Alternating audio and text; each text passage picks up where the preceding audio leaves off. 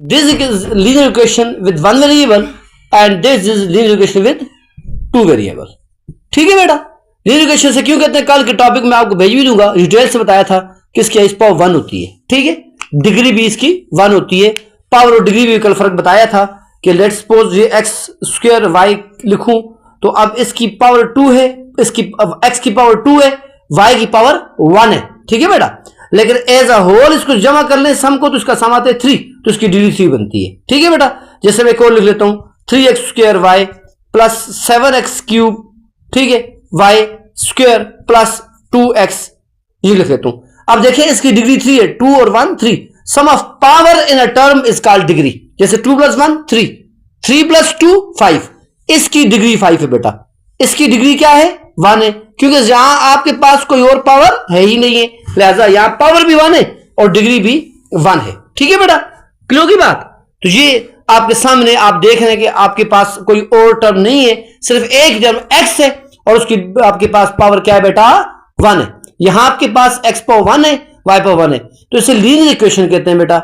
इस linear equation को, जो linear equation with one variable है, सॉल्व करना इंतहाई आसान है। ये तो आप सबको याद होगा कि 3x 4 को वहां लेके चले जाएंगे तो 7 - 4, तो 3x कितना हो जाएगा बेटा, 7 में से 4 गए 3 हो जाएगा।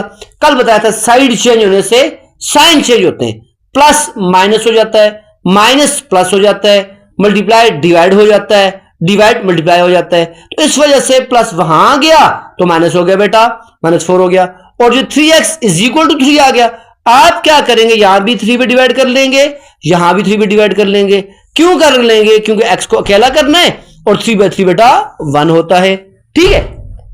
ये तो कल का टॉपिक रिवाइज किया, और ऐसे ही लीनियर इक्वेशन आ जाएगी विद 2 वेरिएबल, ठीक है, ये वो आपके पास एक के साथ दूसरी भी आएगी। जैसे मैं लिख लेता हूं 2x - y = व्हाटएवर लिख लेता हूं, 8 लिख लेता हूं, ठीक है जी, या -8 लिख लेता हूं, व्हाटएवर, ठीक है जी।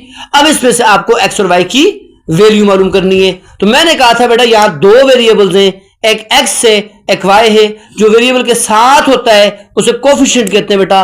x का कोफिशिएंट यहां 3 है, यहां x का कोफिशिएंट 2 है दूसरी इक्वेशन के अंदर, इस इक्वेशन के अंदर x का y का कोफिशिएंट 4 है, इसका कोफिशिएंट कोई नहीं है तो 1 है बेटा। तो हम ये कहते होते हैं कि कोफिशिएंट्स को बराबर करना है, चाहे x के करें या चाहे y का करें। अगर y का करते हैं तो बेटा आप क्या करें, इसको 4 से मल्टीप्लाई कर देंगे, ठीक है, तो आपके पास ये बराबर हो जाएगा। अगर x का करना तो मुश्किल है, याद रखिएगा, आपके पास MCQ जो है वो आपके पास 40 से 50 सेकंड हल करने के लिए है, लिहाजा वहां लंबी नहीं लगाएंगे, जितना शार्ट हो सकता है। कल मैंने बताया था कि एक लीनियर इक्वेशन करने को हल करने के 6-7 तरीके, जो आपके लेवल में जो है वो कंपैरिजन मेथड है, सब्स्टिट्यूशन मेथड है, एलिमिनेशन मेथड है, क्रॉस मल्टीप्लिकेशन मेथड है, लेकिन आपने सबसे आसान तरीन करना है कंपैरिजन, और कंपैरिजन में वो स्टेप उठाना है जो सबसे आसान हो। जैसे यहां x के कोफिशिएंट को बराबर करना मुश्किल है, y के कोफिशिएंट को बराबर करना आसान है, इसलिए बेटा आप इस इक्वेशन को सिंपल 4 से मल्टीप्लाई कर लेंगे।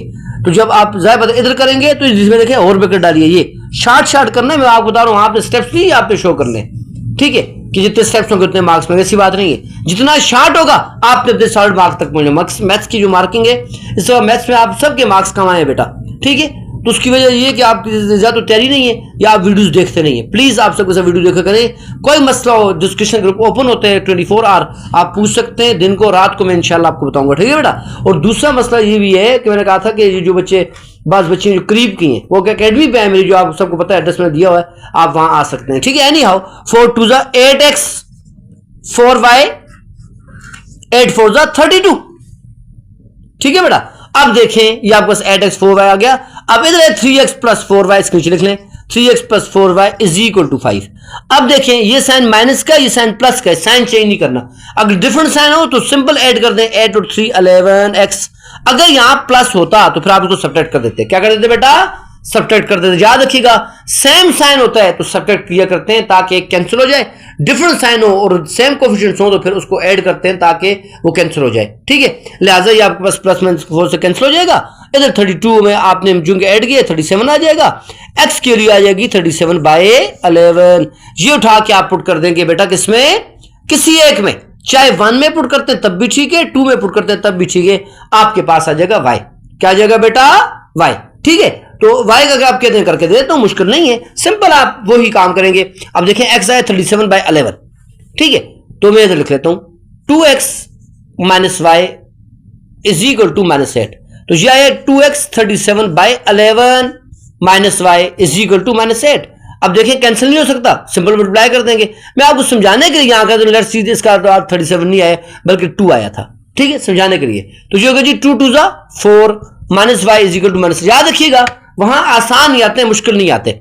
Minus y is equal to -8 -4, क्योंकि वहां माइनस कर ये प्लस किसका कुछ नहीं है, कोई साइन नहीं, तो प्लस साइन है, तो वहां जाके हो गया माइनस, तो माइनस वाई हो जाएगा बेटा -12, ठीक है। तो यहां ये भी माइनस है, ये भी माइनस है, खत्म हो गया, वाई जगह 12, ठीक है बेटा। तो ये चीज आप जैसे रखिएगा, ये 2 वेरिएबल को सॉल्व करने का तरीका बहुत शार्ट तरीका आएगा। और टीसीएस की एग्जांपल जो है वो मैंने आपको कल बताई थी, आज फिर बताता हूं क्योंकि वो आपसे अक्सर बच्चों ने गलत की है, ठीक है। वो ये था कि अगर आपके पास ये ट्रिकी क्वेश्चन है, ठीक है, ये अलजेब्रिक वैल्यूज के साथ भी डिपेंड रखता है ताल्लुक, और इक्वेशन के साथ भी रखता है कि अगर आपको दिया हुआ जी लेट्स सपोज 3x + 1 जो है वो 7 के इक्वल है, आपसे पूछिए कि बताएंगे x - 1 या x - 3 या x - 2 किसके इक्वल है, ठीक है। ये मैंने एग्जैक्ट ऐसा किया, किसके इक्वल है, ये क्वेश्चन मार्क होता है, ठीक है।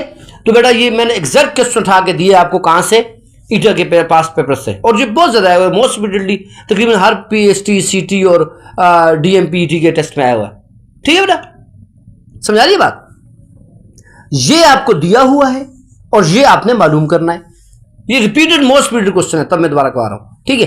3x + 1 = 7 और कहा गया है x - 2 बता दें, सीधी सी बात है बेटा, ये आपको गिवन है, ये आपको टू प्रूव है।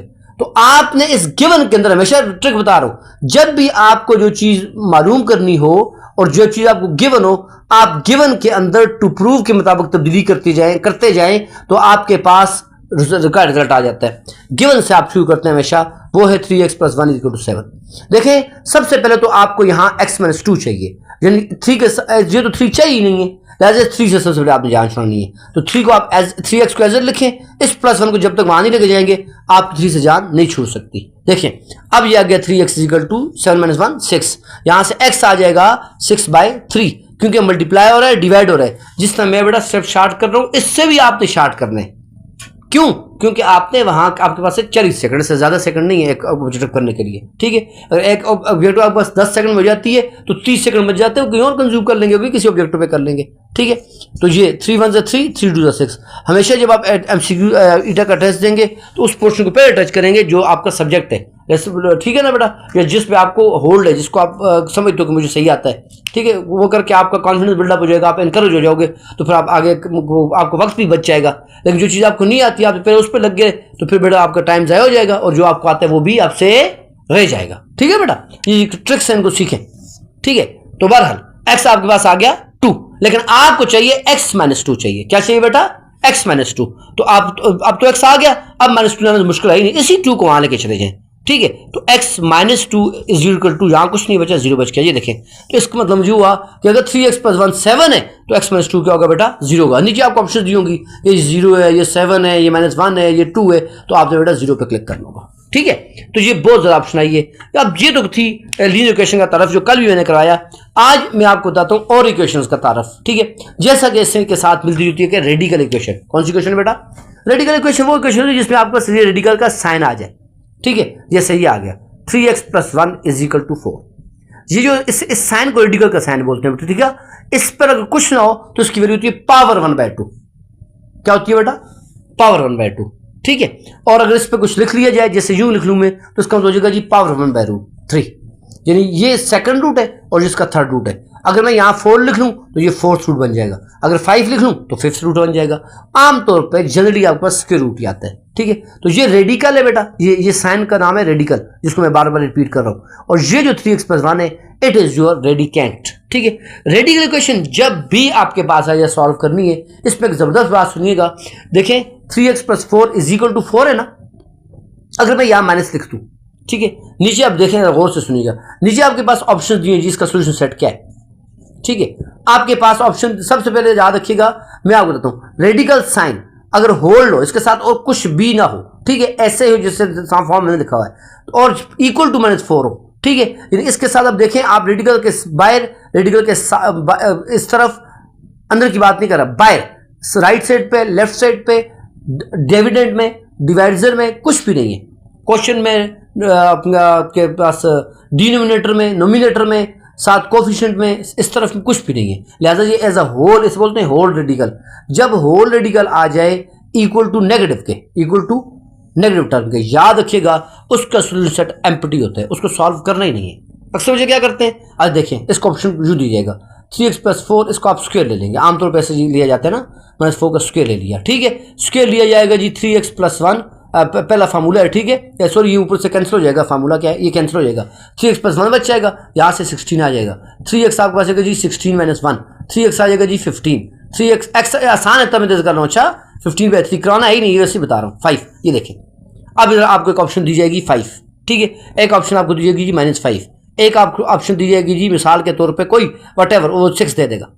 अब अक्सर बच्चे क्या करेंगे, एकदम चूंकि उन्होंने हल किया 5 आया, 5 पे क्लिक कर देंगे, जबकि बेटा इसका सोल्यूशन 5 आता ही नहीं है, क्योंकि जब भी रेडिकल टर्म आपके पास एज अ होल माइनस के बराबर आ जाए तो बेटा उसका सोल्यूशन एग्जिस्ट ही नहीं करता, उसका सोल्यूशन एग्जिस्ट ही नहीं करता, उसका सोल्यूशन होता है एम्प्टी साइन। क्या होता है बेटा, एम्प्टी साइन, ठीक है। यानी उसका सोल्यूशन होगा एम्प्टी, क्योंकि ये इसको सेटिस्फाई नहीं करेगा, वो लंबी बातें हैं, लेकिन उसमें नहीं, बस आप याद रखिएगा as a whole radical minus के बराबर आ जाए तो उसका सोल्यूशन एम्प्टी होता है। ये देश पे आई थी तो अक्सर बच्चों ने गलत की हुई थी, तो ये चीज़ नहीं करनी बेटा, ठीक है।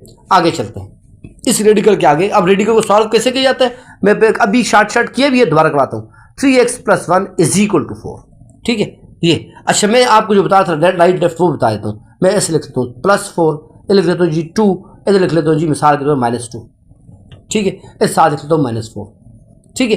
अब देखिए ये -2 है, लेकिन इसके साथ -4 भी है, इसके साथ 2 भी है, तो हो सकता है इन सबको जो मैं वहां लेके चला जाऊं तो ये प्लस हो जाए, लिहाजा इसके बारे में आप नहीं कह सकते इसका सेट एम्प्टी है। अब देखना मैं आपके सामने करता भी हूँ, 3x+1 एज इट, इसके साथ 2 मल्टीप्लाई हो रहा है, अच्छा 2 रूट नहीं है, 2 मल्टीप्लाई हो रहा है, और इस -4 को वहां लेके चले गए, -2 + 4। अब देखा 2√3x+1 आपका ये +2 आ गया, तो अब देखो प्लस है, लिहाजा इसका सोल्यूशन एग्जिस्ट करता है। मैंने कहा नेगेटिव एग्जिस्ट नहीं करता। अब आपको चूंकि ये 2 नहीं चाहिए, 2 पे यहाँ डिवाइड कर देंगे। जब रेडिकल साइन को बिल्कुल अकेला कर देंगे, स्क्वायर रूट को बिल्कुल अकेला कर देंगे, सेकंड रूट को बिल्कुल अकेला कर देंगे, इसके नाम है थर्ड को बिल्कुल अकेला कर देंगे, ये इसके बहुत से नाम है, ठीक है। तो फिर आपके पास बच जाएगा बेटा 1। अब देखिए इसका, अब आप इसका लेंगे स्क्वायर, क्या बनेगा बेटा, जब बिल्कुल अकेला होगा उसके बाद आप इसका स्क्वायर लेंगे, उसके बाद आप इसका स्क्वायर लेंगे, पहले स्क्वायर नहीं लेंगे। अब देखिए ये खत्म, 3x+1 आ गया = 1, 3x आ गया जी 1 - 1, ठीक है, क्योंकि ये वाला आ गया ना, ठीक है। 3x आ गया 0, x आ गया 0/3, 0/3 0 होता है। याद रखिएगा बेटा, ये भी बता दूं 0/3 0 होता है, 3/0 अनडिफाइंड होता है, ये बात याद रखिएगा। 0 into एनीथिंग, ठीक है बेटा, 0 होता है, ठीक है। एनीथिंग बाय 0 अनडिफाइंड होता है, ये बात छोटी छोटी वजह लिखा करें, ये चीजें ऑप्शन में आती हैं, ठीक है बेटा, क्लियर की बात। अच्छा तो ये आपके पास आ गया 0, तो आपके पास नीचे ऑप्शन मौजूद होगी 0, इसमें भी आपको दिया होगा 0 भी दिया होगा, ठीक है, एम्प्टी भी दिया होगा, 1 भी दिया होगा, ठीक है, और 2 भी दिया होगा। तो चूंकि आपके यहाँ मैंने सारे मिसाल ही नहीं करती, मैंने कहा ये प्लस आ सकता है, जब प्लस आने की ऑप्शंस मौजूद हों तो फिर एम्प्टी नहीं करना, फिर 0 आता है, ठीक है। जब कोई ऑप्शन ना हो कि इसके प्लस आ ही नहीं सकता, फिर आपने एम्प्टी कर देना है, फिर क्या कर देना बेटा, एम्प्टी कर देना है, ठीक है। तो ये थी रेडिकल इक्वेशन जो आपके साथ मैंने डिस्कस की। आगे चलते हैं, ठीक है।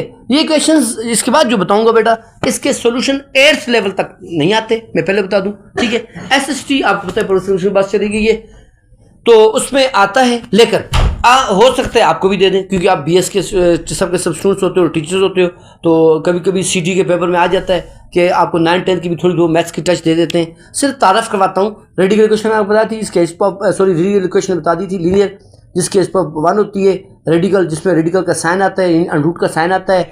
अब एक और इक्वेशन है क्यूबिक इक्वेशन, उसकी स्टैंडर्ड फॉर्म में लिखता हूँ, x² + bx + c = 0, that is called जो cubic equation, sorry quadratic equation. इसे क्या बोलते हैं बेटा, क्वाड, मेरी आवाज आ रही है सबको, क्लियर हुई आवाज, क्वाड्रेटिक इक्वेशन, ठीक है, क्वाड्रेटिक इक्वेशन, ठीक है। क्वाड्रेटिक इसे क्यों कहते हैं बेटा, याद रखिएगा, इसे क्वाड्रेटिक कहने की 3 वजह है, जिसमें कहता है लीनियर को लीनियर कहने की 3 वजह है। पहली वजह, आप जब उसका ग्राफ ड्रा करेंगे स्ट्रेट लाइन है, दूसरी वजह उसके इस पर 1 होती है, तीसरी वजह वहाँ हर एक वेरिएबल एक एक्स है तो उसकी एक ही वैल्यू आएगी, तो इसे क्वाड मीन होता है 2। Any how I was saying that कि इसे क्वाड्रेटिक इक्वेशन कहते हैं। क्वाड्रेटिक इसे इसलिए कहते हैं कि इसकी इस पावर 2 होती है, ठीक है। इसके हमेशा जब आप ग्राफ ड्रा करेंगे तो आपके पास दो पाथ आएंगे, कर्व पाथ आता है ना, कर्व पाथ हमेशा दो होता है। ये देखें कर्व पाथ दो मुंह बनाता है, तो कर्व पाथ आता है, ठीक है। इसका the graph of the coordination curve path. और उसकी जब आप सोल्यूशन सेट निकालेंगे तो एक एक्स की जनरली दो वैल्यूज आती हैं, वैसे तो एक भी आ सकती है, लेकिन जनरली बात होती है तो वो दो आती हैं। जब भी आपको कोऑर्डिनेट इक्वेशन आएगी तो उसका, अगर आपको मैंने फैक्टराइजेशन का पूरा चैप्टर करवा दिया है, जब भी कोऑर्डिनेट इक्वेशन आपको आएगी तो बेटा वो आपके पास कितने तरीके से सॉल्व होती है, वो आपके पास तीन तरीके से सॉल्व होती है। कंप्लीट स्क्वायर से भी होती है, ठीक है, कंप्लीटिंग स्क्वायर से भी होती है, फैक्टराइजेशन मेथड से भी होती है, ठीक है। तो वो तो डिपेंड करता है आपका क्वेश्चन कैसे। मैं कोई एक लिख लेता हूँ 3x², ठीक है, प्लस 7x प्लस मिसाल के तौर पे 2 लिख लेता हूँ, ठीक है जी, ये आ गया। यहाँ लिख लेता हूँ, बल्कि ऐसे लिख लेता हूँ जी, इधर 6 लिख लेता हूँ, और यहाँ 2 खैर कोई आ जाए, 6 2 12, ठीक है। और ये देखिए आपके पास आ गया, ये मैंने कुछ एक वैसे ही लिख लिया रफ से, ठीक है। अब ये क्वाड्रेटिक से भी हो सकती है, मिड टर्म से भी हो सकती है, और मिसाल के तौर पे फार्मूले से भी हो सकती है। तो आपको जब ये आ जाए, सोल्यूशन आ जाए, तो आप मिड टर्म से पहले प्रेफर करेंगे, उससे नहीं होती कंप्लीट से करेंगे, उससे नहीं होती तो बेटा आप किससे करेंगे, आप इसको फैक्टराइजेशन से करेंगे। उसका कोई फार्मूला होता है वो भी लिख लें, आपको अगर आ जाए। क्वाड्रेटिक फार्मूला ये होता है x = -b plus minus b² minus 4ac divided by 2 है। तो इसको बोलते हैं क्वाड्रेटिक इक्वेशन। क्वाड्रेटिक इक्वेशन में इसमें a क्या है बेटा, जो x के साथ होता है वो a होता है स्क्वायर के साथ, ठीक है। जो x के साथ होता है बेटा वो क्या होता है, वो b होता है, ठीक है। और जो अकेला होता है वो c कांस्टेंट होता है। ये उठा के आप क्या कर देंगे बेटा, 2a सॉरी, यहाँ आप सारा का सारा पुट कर देंगे तो आपके पास x की दो वैल्यूज आ जाएंगी, ठीक है बेटा। तो क्वाड्रेटिक इक्वेशन आपको पता होना चाहिए, क्वाड्रेटिक आपको फार्मूला पता होना चाहिए। बाकी सॉल्यूशन का तरीका मेरी प्रीवियस क्लासेस में आपको जिस तरह आपने किया था उस ही तरह करना है। मिड टर्म ब्रेक से ज़्यादा आपके पास आएगा। मैं पहले बता दूं, मिड टर्म ब्रेक हमने बहुत दफ़ा 2 दफ़ा उसकी क्लासेस दी हैं, क्योंकि मैंने कहा था वो बार बार आता है, ठीक है। क्वाड्रेटिक के लिए होगी। फिर आप कैसे होती है क्यूबिक इक्वेशन, ये आती नहीं है, जैसे बता रहा हूँ क्यूबिक इक्वेशन। अब जैसे कि मेरे साथ क्यूबिक इक्वेशन का है x³ = 1, ठीक है, याद है आपको, x³ - 1 = 0, ठीक है, इसे क्यूबिक इक्वेशन कहते हैं। इसको जब सॉल्व करेंगे तो x - 1 × x² plus x plus 1 = 0, ठीक है। तो इसको भी क्यूबिक इक्वेशन कहते हैं। क्यूबिक इक्वेशन को आपको पता है कि इसके 3 रूट्स होते हैं, वैसे बता रहा हूँ, याद रखिएगा। 1 ओमेगा², क्या होता है बेटा, 1 ओमेगा², ठीक है। अगर क्यूबिक आपके पास क्यूबिक कोई भी आएगी वो इस फॉर्म में ही आएगी, ठीक है। और क्यूबिक रूट्स का जो सम होता है 1 ओमेगा² किसके होता है, 0, इनका जो प्रोडक्ट होता है वो होता है 1 के इक्वल, ठीक है। इस तरह की बातें आपके पास ऑप्शन में आती है बेटा, सोल्यूशन नहीं आएंगे क्योंकि ये 10th लेवल के हैं, ठीक है। सिर्फ हो सकता है कि आपसे पूछे क्यूबिक इक्वेशन कौन सी है जिसका IS⁻³ 3 हो, उसे क्यूबिक कहते हैं। IS⁻² हो तो क्वाड्रेटिक कहते हैं। IS⁻4 हो तो उसे क्या कहते हैं, जैसे ये लिख लूँ x⁻4 + 1, या कुछ भी लिख सकते हैं, x² y² भी लिख सकता हूँ, तो ये भी आपके पास 4 ही बनती है ना डिग्री, ठीक है। तो इसे बाई क्वाड्रेटिक भी कहते हैं, इसे क्वार्टिक भी कहते हैं, जिसकी पावर 4 हो, क्वार्टिक या बाई क्वाड्रेटिक, ठीक है बेटा। तो ये आपके पास मुख्तसर सा मैंने आज आपको क्या बता दिया जी, इक्वेशंस का तारफ़ करवा दिया, ठीक है। इक्वेशंस को सॉल्व करने का तरीका बता दिया, और इक्वेशन से मुतल्लिक जो क्वेश्चंस आते हैं मैंने आपके सामने वो रख दिए हैं।